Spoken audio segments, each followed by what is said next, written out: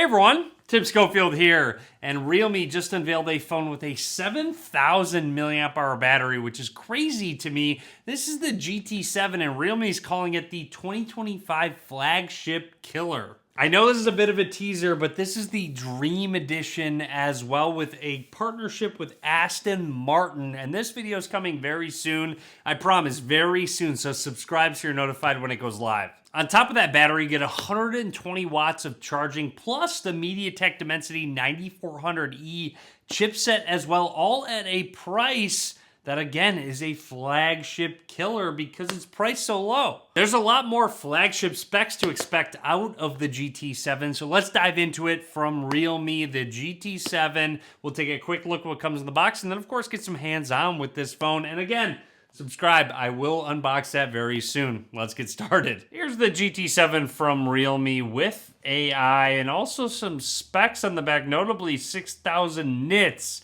of Pro Esports brightness display, IP69 rating. Anyways, let's open the box, make it real. Inside that box, we do get some extras. Always nice to have a case, which, you know, even flagship phones don't include, so that's great. Also, quick start guide and SIM ejection tool. Continuing through with our GT7, we're gonna set that to the side, build some suspense, see what else we get. So you get a USB Type-A to USB Type-C cable for charging, but this brick is crazy. USB Type-A and 120 watts of charging up to using their Super VOOC. Fingerprint location, but also this is the Ice Sense blue color, and there's a first look at it, peeling our sticker off. And we're gonna turn this on for the first time. Ooh, one thing I really like is sort of the texture to the sides and also the accent on the power button as well. Taking a close look at the bottom, you've got your SIM card slot, microphone, USB Type-C port, one of your speakers. Moving along, again, flat sides, power button, volume rockers. There is a bit of a camera bump, actually not too big whatsoever. And up towards the top, looks like we've got microphones, an IR blaster, which is always nice and welcome to see. And then along the left side, absolutely nothing. A quick look at the back, some Realme branding right there, and here it is, that camera system. This is a triple camera setup, the main Sony IMX906 sensor at 50 megapixels. You also get a telephoto lens with 50 megapixels and an ultra-wide angle lens at 8 megapixels. Also, it lets you know the material, graphene, is used. I'm going to run through the startup process, talk about anything that's noteworthy. You have the option for face or fingerprint unlock. By the way, speaking of extras, there is a pre-installed screen protector. Always nice to have extras. Anyways, setting down our thumb on that fingerprint scanner, which is a little bit lower than I'm used to, but, you know, after maybe a week, you get used to where it is. By the way, the vibration, the haptic feedback feels really nice, even after typing my Wi-Fi password and now setting this up. There we go. I definitely recommend leaving this on.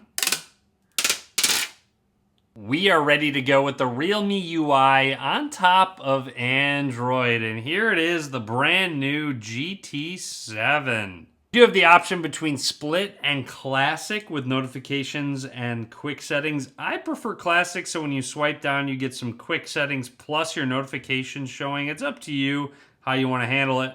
This is a 6.78-inch AMOLED display, 2780 by 1264, so higher than 1080p resolution, and a 120 hertz refresh rate, which I can tell is enabled out of the box. Going into display settings and scrolling down is where you'll actually find the screen resolution option. You can bump it down to 1080 if you'd like to, which I like. I mean, giving you the option, I'm going to probably keep it on high most of the time.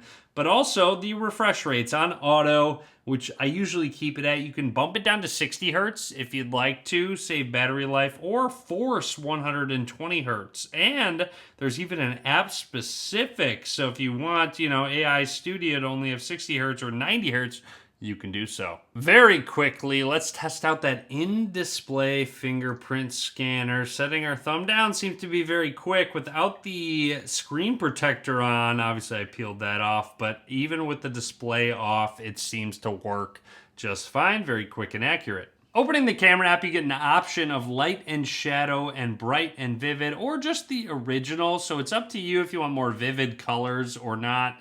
Let's go ahead and snap just a few different pictures. Oh, shutter speed is very quick overall. Going to 2x zoom, again, very quick, and all the way up to 5x zoom. And there's also, of course, 0.6x with that 50 megapixel lens. Something really crazy at this price point is you get 8K 30 frames per second video recording, but not just that, 4K 120 frames per second, which you don't really see at this price point. It's usually a flagship feature. They have their street photography mode at different millimeters, and going through, again, portrait mode, and here's all of the other options that Realme has. Also, very quickly, after an update, I want to point out they have an AI landscape mode. So this is new, using a vision engine.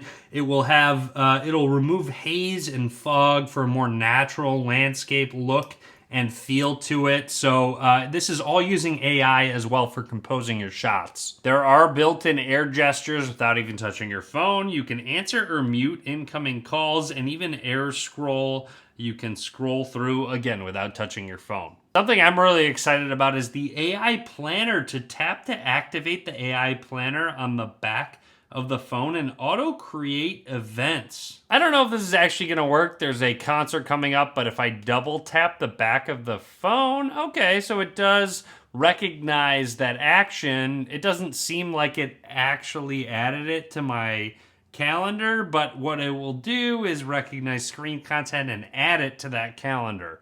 Anyways, that's everything from me for now on the GT7. Like I said, more to come. There's a lot of AI built in. You do have the AI studio to generate images and just a lot more. Drop a comment. Let me know what you think. Is this the 2025 flagship killer? It just might be. It's got a really good design overall. I do like the accents it has, and of course with that heat dissipation with the graphene. Anyways, be sure to subscribe. A lot more content coming soon. Be sure to give this video a thumbs up, and as always, thanks for watching.